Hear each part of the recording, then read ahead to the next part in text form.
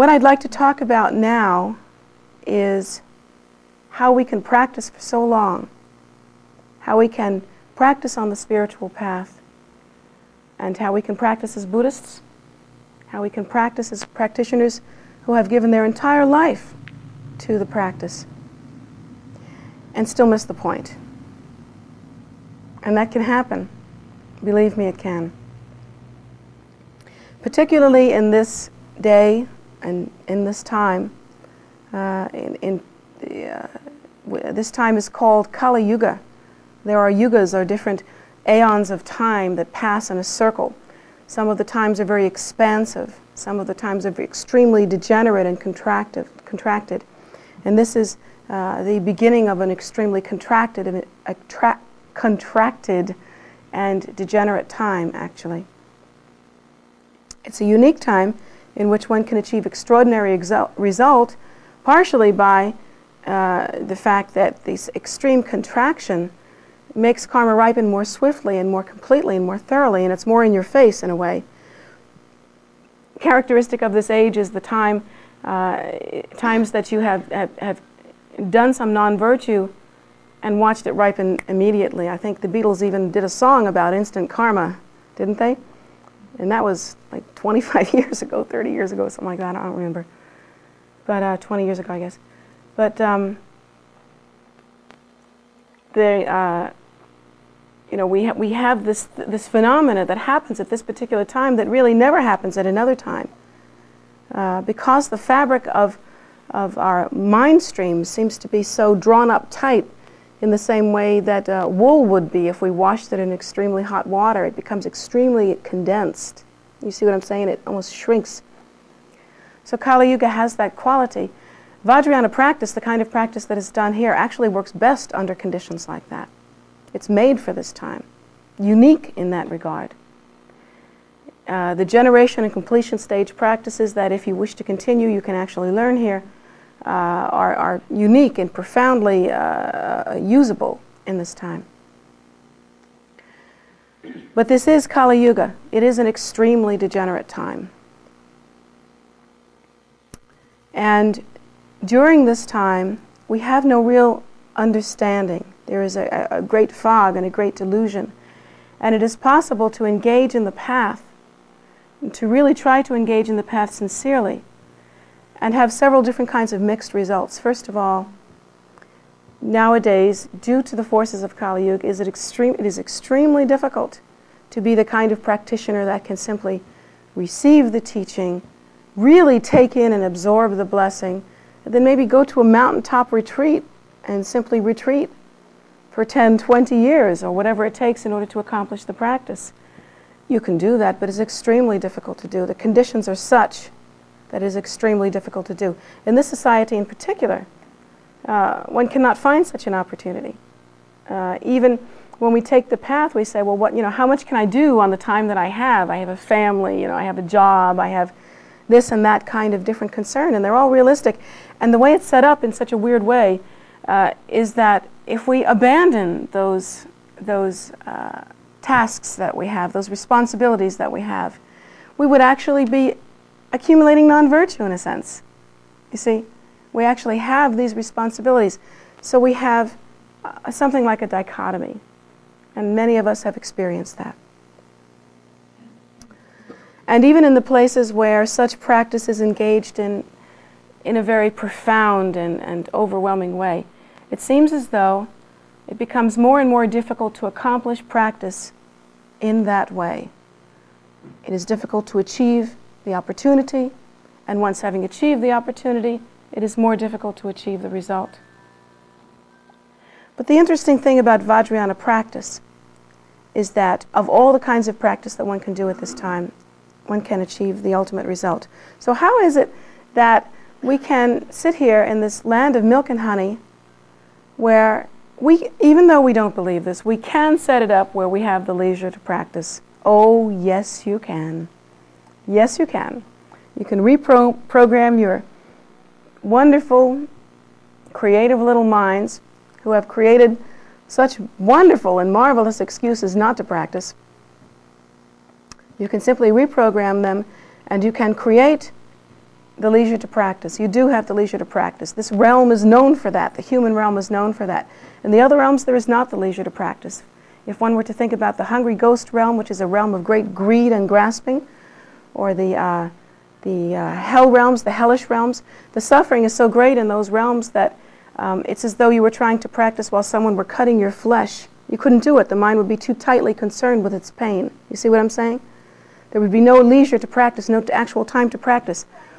But as a human being, there is leisure to practice, there is time to practice. And that time to practice is innate within our mind streams. It is there. The capability for that, the seed for that is actually there. So we have that time, and we have the opportunity. Here we have a place where Dharma is available. It is available in a pure form. It has not been broken since the time it was originally delivered. When you receive transmissions, they are pure transmissions, unbroken from student to teacher.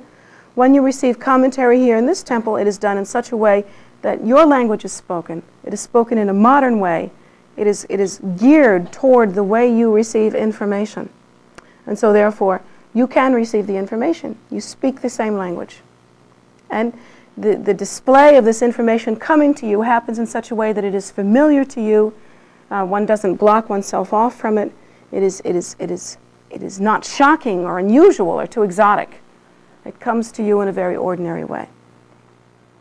And so it's like a baby receiving food that is pre-digested, in a sense. You know, you can eat that. It's already softened for you, even if you don't have your teeth yet. It's already softened for you. You can drink the milk. You know how to do that. It's in the same way that a baby can be nourished by, you know, milk and cereal mixed together, but not by meat, that it's hard to chew. In the same way, you're receiving that teaching with that kind of benefit. So, wonderful auspicious circumstances are here. You're in a land where the Dharma is being taught. All of your faculties are complete. You have what you need. You're here. You have what you need to practice Dharma. And yet, somehow, we miss the point. What is the point? Well, see, this is where we miss it, because nobody's really asked themselves that. What is the point? When we come to Dharma, sometimes we have some interesting ideas like, I'm a great being already. Let me see if I can make myself greater. Or, I'd like to be spiritual. I think it would be a great thing to be spiritual. I think it would be a wonderful gig to be spiritual. I mean, wouldn't it be great to walk around the world and say, I'm spiritual? You know what I'm saying? Do you recognize any of those inner postures, those wonderful inner postures that sometimes we have when we first move onto the path? It's kind of like a baby dressing up in its parents' clothing. It's a very immature kind of babyish posture. And we have this idea about how we have such extraordinary exotic potential and blah, blah, blah, yada, yada. None of those kinds of ideas or anything even closely related to that will ever produce result. Here's what will happen. If you set your foot on the path trying to be a great being, that's exactly what you will be. And you know what a great being is? It's another kind of being. It is a being who is lost in samsara, completely deluded, unable to escape, clinging to their ego. Well, of course, they've inflated their ego, so it's a big ego. As egos go, it's probably, on the market, exchangeable for maybe 3 or 4 smaller egos. And in fact, under those conditions, that's what people like that do. They usually gather around a few smaller people that they can dominate. There's the kind of strange interplay that happens there, and it's a deluded interplay. But that is useless. It's a joke. It's a joke. And in fact, it's pathetic. So, when one enters onto the path, one should not have that kind of ideal. One should not think like that. Neither should one think that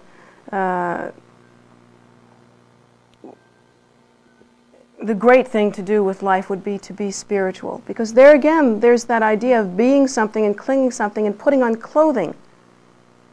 donning a costume, moving through a drama with a costume on. You see? And with that kind of activity, what result can be made? There is only the result of faking, of acting. And one cannot actually have the heart, the meat, the experience of Dharma, of one's practice, under those conditions. One is an actor, kind of a vapid experience, moving through time, demonstrating one's ignorance in a dance. So difficult to watch someone do that. All of those different elements, when one enters the path, have within them some poison, which, like the keys dropping, must ripen according to the seed. The fruit must be according to the seed. It never varies. If you set out with some sort of poison, diluted thing in the mind on the path, that will be the result. Unshakable. You drop them, they go down. And so one can really apply oneself to practice. One can really work very hard, do lots of mantras every day, and miss the whole point. Miss the boat entirely. And let me tell you something about Dharma. Dharma is like shooting for the moon. It's like shooting for Pluto. It's like shooting for way far away, so far away, that when you're down on earth taking aim, you can't be, I don't even know the small words, the words that micro-millisection or something, I don't know what those words are to indicate how right on your aim has to be. But you can't be the tiniest fraction, the most indescribably tiny fraction of time or space off. That seed has to be ace. And so on this path we are first taught the real motivation for accomplishing Dharma. And that is to achieve selflessly, without any regard for oneself, or how one looks, or how one appears, or how one seems to be, or how magnificent one is, or anything like that. One has to wish to accomplish, without hesitation, the liberation and salvation of all sentient beings, thinking nothing of oneself. Nothing of, hey, I'm a great teacher now, or, gee, as a teacher I wish I could look like this, or maybe I'd like to look like that, or let's see, how am I going to style myself? You know? One should never think like that. As a bodhisattva, as one who practices, one should never think of how that's going to manifest. What kind of costume is that going to wear? Where's the heart of that? Like that. One should think only of liberating and benefiting sentient beings. When the teachers come to give teachings, they, especially some sort of empowerment, they will always say, now let us accomplish the proper motivation. And what happens to the students is they and this was pointed out to me this morning actually by one of my students, which is actually a very good point, that most of the time the students say, oh yeah, here's the part where they say that, and they kind of blow right through it. They're so used to hearing, all right, now let's establish the proper motivation, that they don't take that seriously. They go, oh yeah, that's the thing that you have to do before you get the wang. It's kind of like the token you have to pay. And sometimes even if they do it, they say, oh yeah, here's, okay, now, okay, I'm establishing, okay, right, now I've done that now. It's a very empty and vapid experience, while it should be the deepest experience that you have the whole day. That experience of establishing the mind of bodhicitta, or the pure intention, which is to liberate and cause salvation for all sentient beings, that experience should be the experience. That should be the one. And the absorption in that produces the result. It produces the result. In the same way, on the path, you can do mantras out the wazoo, so many mantras. You can achieve every possible empowerment. You can read, you can study, you can do all the things that achieve merit. All of the things that I talked to the children about this morning. Circumambulate the stupa, you can make tsatsas, you can whatever it is that you can think of to do that is virtuous activity, make offerings, all those things. Whatever it is that you do, you can do those from morning to night. But if you do not establish the bodhicitta, if you do not establish the mind of compassionate intention, the miraculous mind of enlightened capacity through pure intention, you have nothing. You have nothing. You're a shell of a practitioner. And speaking for myself, I know that I would be a shell of a teacher if I did not have pure intention.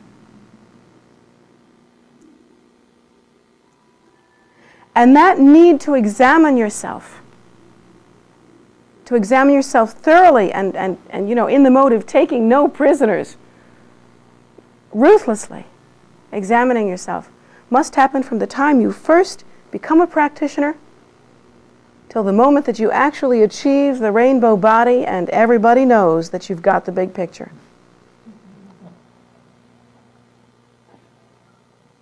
Till that moment. And then when you return again to benefit sentient beings after having achieved miraculous signs, you should thoroughly examine yourself again. It should never end. Never.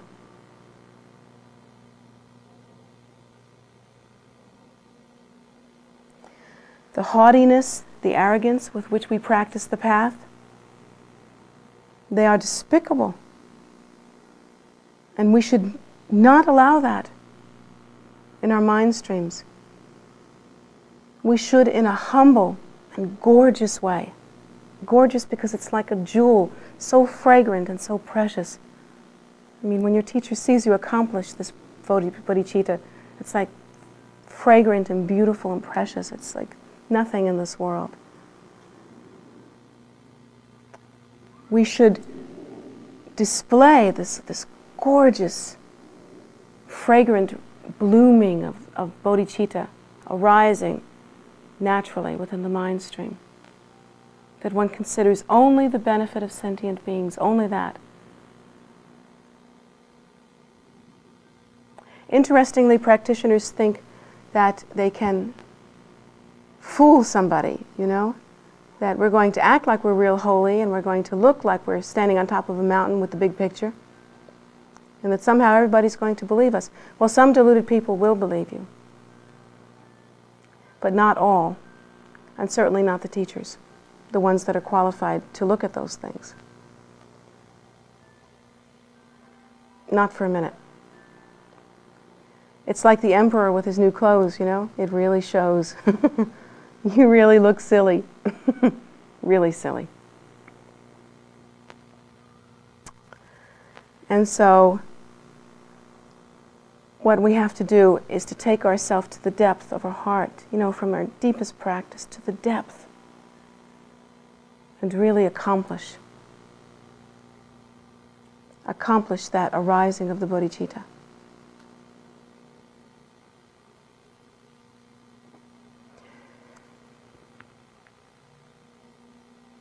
Traditionally, we are taught lots of things about bodhicitta. We are taught that there is temporary, or relative, I should say, and ultimate bodhicitta. Relative bodhicitta, or relative compassion, is that compassion that one can accomplish as a human being. It's very simply put. One can accomplish as a human being, even if it's extraordinary, even if it seems to be amazing. Like, for instance, if I were to feed all the people in India from now until the time that they're all fed, until the end of their lives. Wouldn't that seem like extraordinary compassion? If I took all my money and did that, if I had that much money, if I took all my money and did that, that would seem extraordinary. But actually that's relative or ordinary compassion. And the reason why is that one can do that with one's body, speech, and mind as they exist now. One can use finite supply. One can use this stuff, this world, this environment, and one's skills in order to do that. It can be done. It actually can be done. So that's pretty ordinary. And the other reason why it's ordinary is because it will only produce an ordinary result. What's it going to produce? Full stomachs. It's going to produce full stomachs. course, that's good, especially for those people that are starving. They need that. They're desperate for it. They hurt. They really hurt, and they require that. And so I encourage you, and on the path we are encouraged to accomplish ordinary or relative bodhicitta. We must, to the extent of our ability, accomplish ordinary or relative bodhicitta because they are hungry. And that's the reason. But there is another kind of bodhicitta that is called supreme or extraordinary, ultimate bodhicitta. Ultimate bodhicitta. And this bodhicitta is different, actually. In this case, one cannot achieve this bodhicitta through ordinary means. One cannot just set out and say, I think I'll do this today. It takes much more than that, different components that are supernatural or extraordinary. To accomplish the ultimate bodhicitta, one must become Buddha. One must become Buddha. Period. That's it. Nothing less. And in order to do that, one must have the root guru, one must have the Buddha's teaching, one must have the Dharma, one must have the Sangha, or spiritual community. Only those teachings that actually arise from the mind of enlightenment and are not made up by some person who decided they were going to make up a teaching this life, only those teachings can produce the ultimate result, that have produced enlightenment again and again and again. So you need those extraordinary things, and they don't come easily. One has to have achieved merit over a great long period of time for those teachings to appear in one's life, for that extraordinary circumstance to appear in one's life. And this achieving of Buddhahood produces the extraordinary result, the result that no other cause can produce. Because as a Buddha, we can help to bring about the liberation and salvation of all sentient beings. And even approaching Buddhahood, as we achieve bodhisattvahood, as we actually achieve the awakening mind and move closer and closer through the levels of realization toward Buddhahood, it is actually true that one can consciously reincarnate, even under those conditions, to achieve the liberation and salvation of all sentient beings. That can actually happen.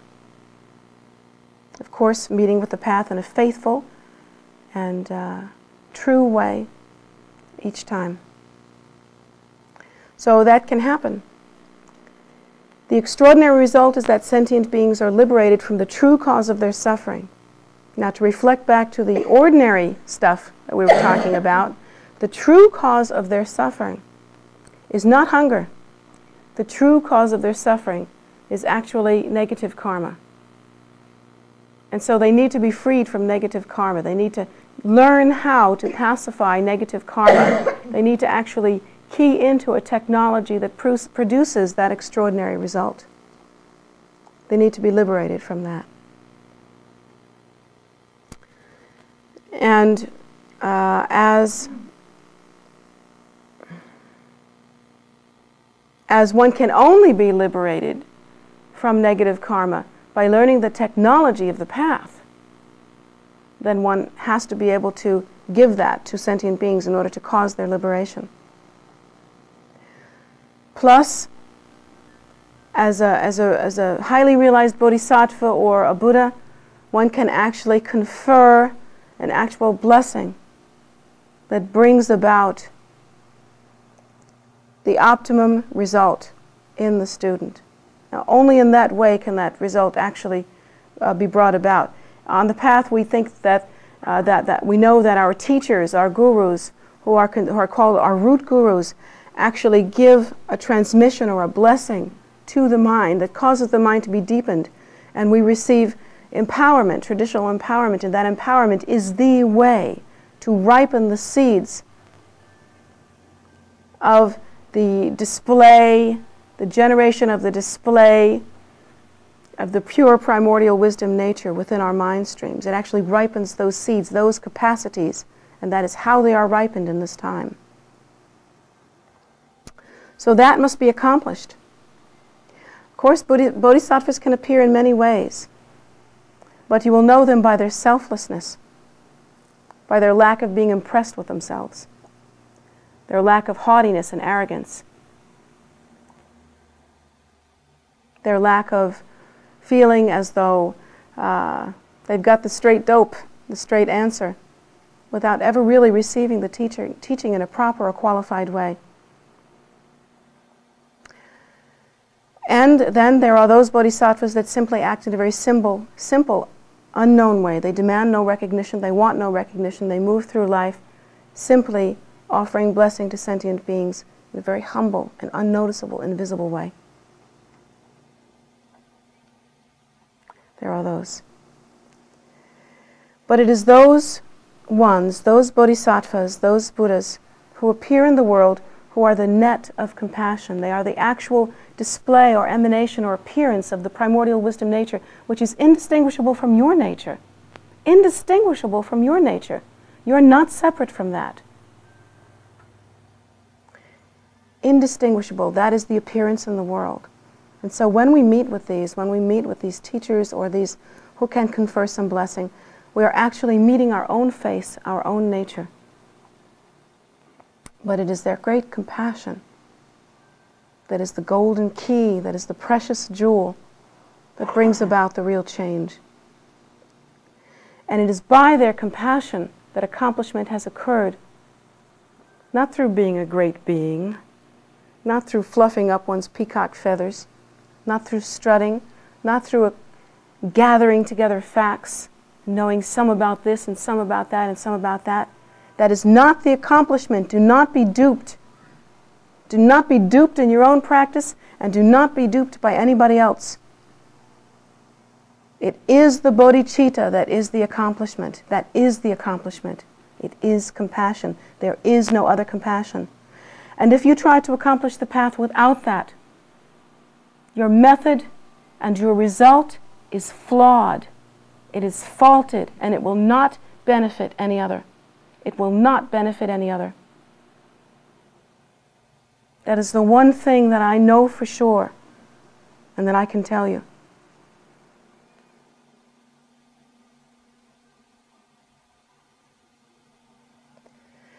Yet it is possible to practice all this time and miss the point entirely and not even know that you have missed the point. Somehow the delusion is so thick that you don't see it. You don't see your arrogance. You don't see your haughtiness. You just don't see it.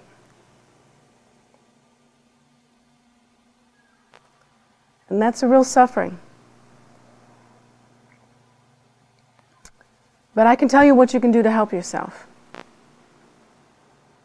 What you can do to help yourself right now, in preparation for really accepting the path, or while on the path, in order to ensure that you can at some time be of some benefit to somebody, real benefit. You can, you practice the bodhicitta to such a degree that it is really, it's like the basket of your mind, like there's nothing else in your mind. And the one way to do that effectively, it's not through getting a good feeling. See, people mistake bodhicitta for emotions. It's not through saying, oh yes, I really like that, definitely I want to benefit sentient beings, I'm so meaningful about this, and I'm just like, wow, you know, I'm really cool about this, no kidding, I really have the feeling and I really want to benefit sentient beings. And people kind of mistake that kind of emotionalism, or the feeling that one has when one goes, oh yes, yes, I see it now, I want to benefit sentient beings, or some craziness like that, or even the crying, you know, I was told yesterday that there is a Rinpoche in Nepal that I know of and I feel a good connection with and have great respect for, called Choki Nyingma Rinpoche. And he's a wonderful Rinpoche. And he said that kind of crying like that is pee-pee. And it is. I couldn't have said it better. I couldn't have said it better. It is pee-pee. And all you are doing when you do that emotional baloney about how wonderful everything is and how great compassion is and how marvelous the path is and I'm having a meaningful experience now, watch me. That's pee-pee. You are making the rug wet. And all you have is a big house with a very stained rug. So, rather than making pee-pee, how about getting the good point, the real point? One actually practices bodhicitta in this way. one actually practices bodhicitta by examining the faults of cyclic existence. Let's say that you were sort of egotistical. Let's say that you were arrogant. Let's say that you made more of yourself than you actually are. Let's say this. Let's say that you committed the most heinous crime of all. Do you know what the most heinous crime of all is, according to the Buddha? Representing yourself as a higher spiritual being than you actually are. The most heinous crime. Man, I have to tell you, that one scares the patooties out of me. I mean, that one scares the... I'm telling you, that scares me so much, it's like I have to go to the bathroom when I even think about it. I'm terrified of that. I am terrified of that. So, and in my life that could happen, you see, because people say to me, wow, you were recognized as Ahkon Lhamo. Wow, you have this paper from the head of your lineage that says you were recognized as the first incarnate Lama female in America ever, and probably for a long time to come, who knows? And wow, isn't that great? What do you feel like when you sit on that throne they made for you? What's it like when you have your crown on? Wow, what's it really feel like, you know? Don't you see where there's lots of room for stuff like that? You know what my response always is? Hey, I don't know nothing about this. I'm from Brooklyn. What do I know? People from Brooklyn don't know nothing. So I'm from Brooklyn, and basically what I know is my root guru came over from India. Somehow he found me in Kensington, Maryland, can you believe this, and ate hot dogs out in the backyard with me, and started to tell me all this stuff about myself. And pretty soon he did this. And that's what I know. And I know that he is the highest, that he is the Buddha, that he is everything, that he is the door of liberation. And due to that, if he says that, I must believe it. But that's all I know. That's what I say. Because I am afraid of that heinous crime. Terrified of it. Just morally fearful of it. So let's say that you commit that heinous crime. And let's say that you put yourself in a high place. Let's say that you make claims and fabricate experiences.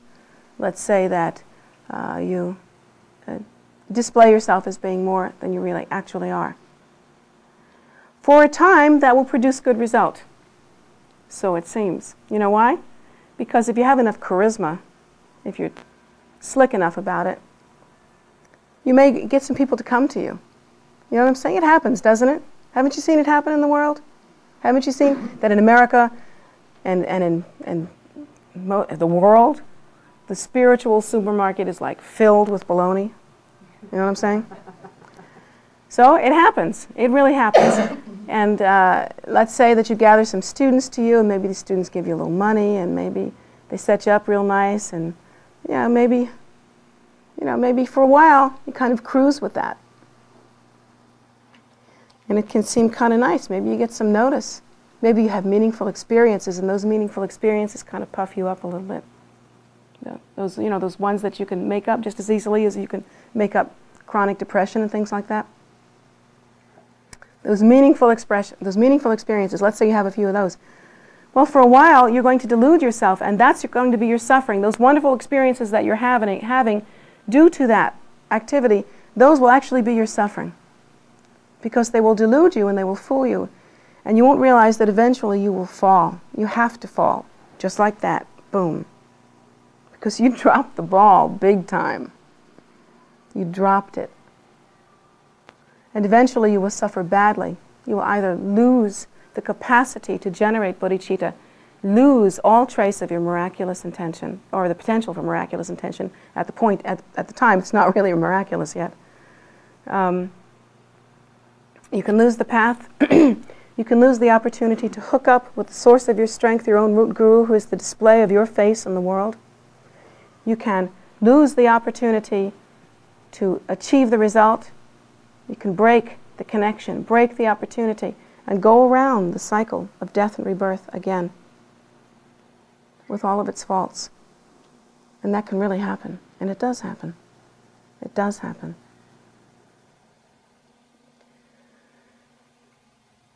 I'm afraid of that. I don't wish for that to happen.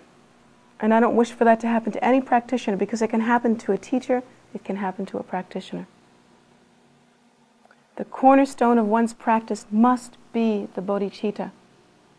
Even if you sit on a mountaintop somewhere and meditate until you feel real good, thinking that you just have it, thinking that you are just some kind of holy, thinking that you have pacified all the BS that has arisen in your mind,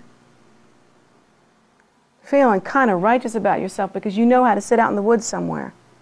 Even if you do that, if you haven't the bodhicitta, you have nothing. You have nothing. The Buddha teaches us clearly it is the cornerstone of the path.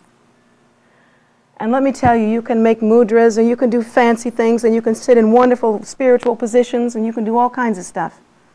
But if you do not have as your sole concern the liberation and salvation of all sentient beings, with no concern as to how you appear, so that you're willing to look, to act, to think as is appropriate for the particular culture in which you appear, and have no other concern, you have nothing. Nothing. Now it sounds like I'm talking to those people who are thinking about being teachers, doesn't it? What about those of us that are just starting, we're just practicing, we're just trying to get a foot in the door? Actually, that's most of us. Maybe that's all of us. What do you think? I'm thinking about Trinley Norba Rinpoche, who to me is like, what are the words? How can I say? How can I say? He is, I don't have it like awesome. I'm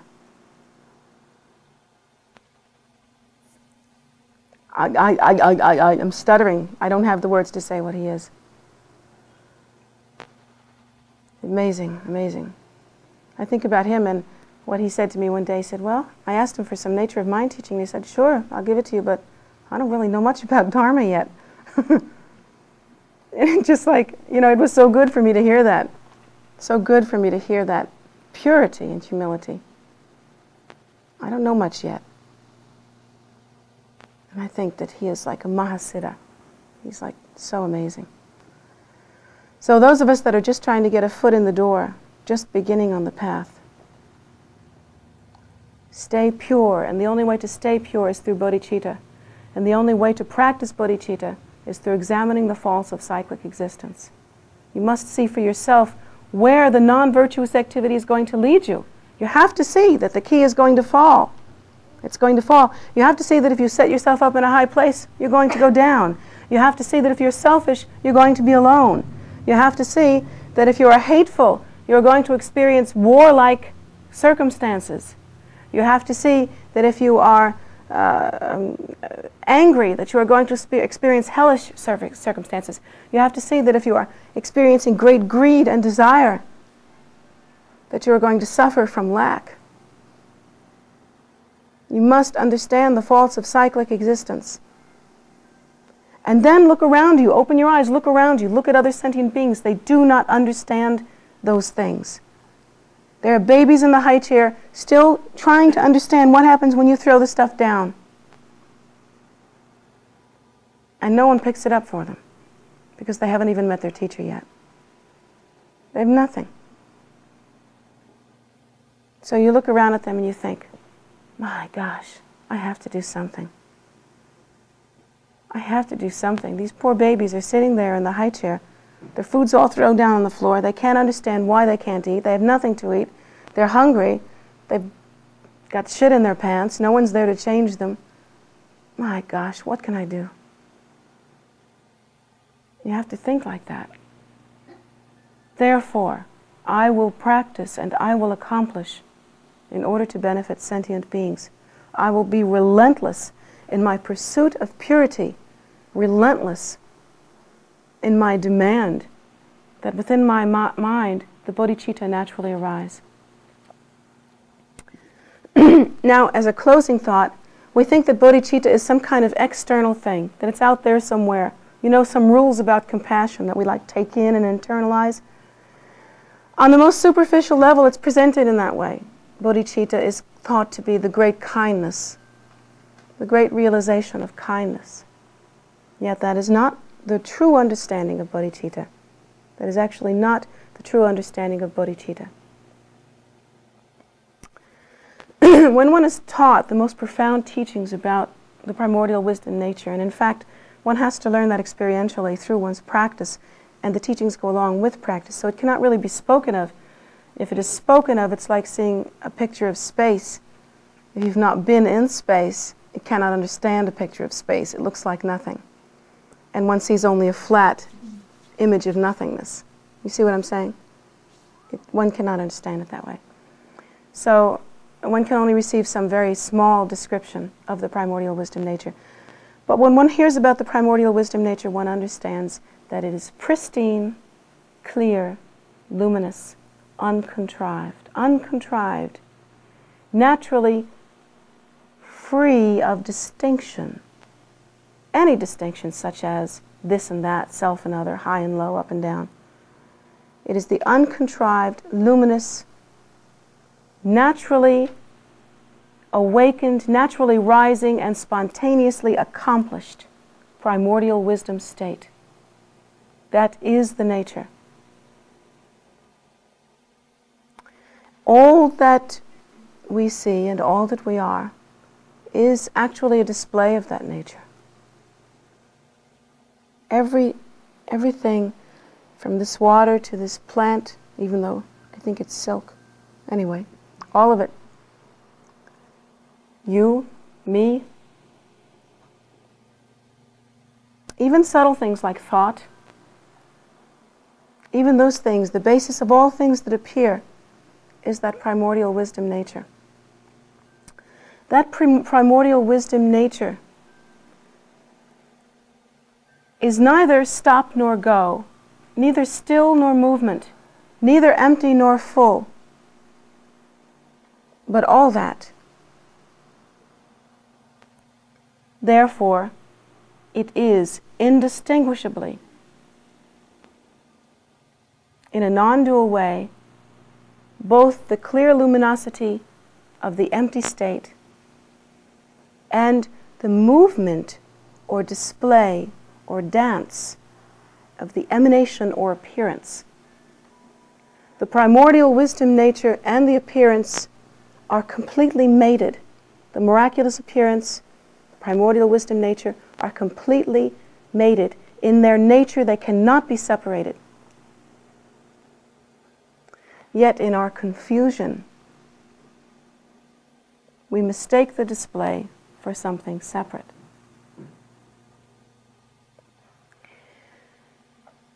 The primordial wisdom nature in its empty state is the view, is emptiness. The primordial wisdom nature in its emanation or display state is the great Bodhicitta. Bodhicitta is indistinguishable from the primordial wisdom nature. They are married. More than married, they are indistinguishable. You cannot take them apart. There's no them to take apart. It is only our words. No separation. Not a trace, not a hint. Neither empty nor full, neither still nor moving. That nature is the great Bodhicitta. And that is your nature. So that when you act in a pure way, when you purify the defilement of arrogance, hatred, greed, ignorance, pride, all of that, the nature naturally displays itself.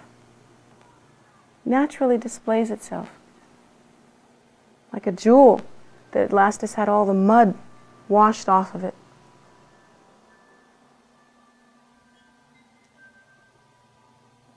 That is the view. That is the nature. And there is only one way to achieve that result of really displaying that precious jewel that is your nature. And that is really through using the technology to purify those defilements that hide it. Those confusions, those misconceptions, and so forth that hide it.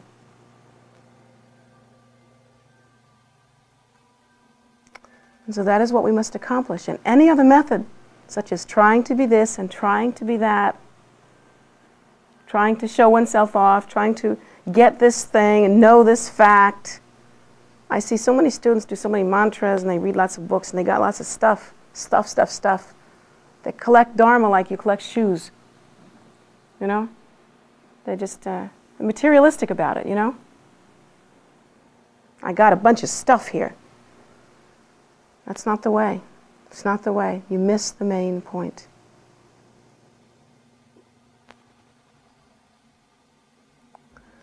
And again, in closing, only you can be responsible for that. I can give you the look that tells me I'm thinking about you when I say this. I can force it down your throat, try to.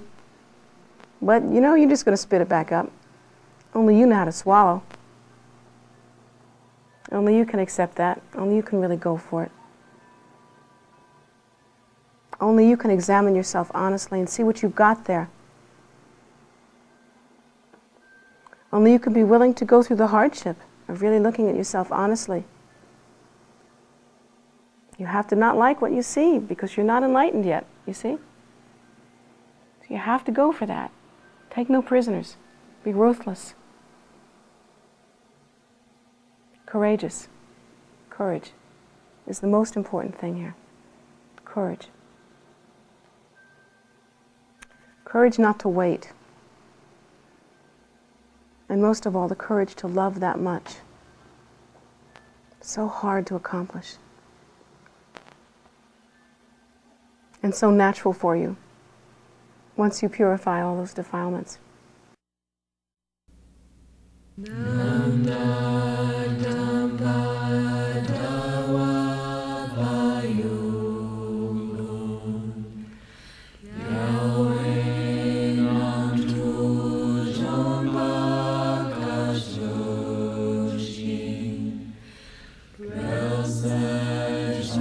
you.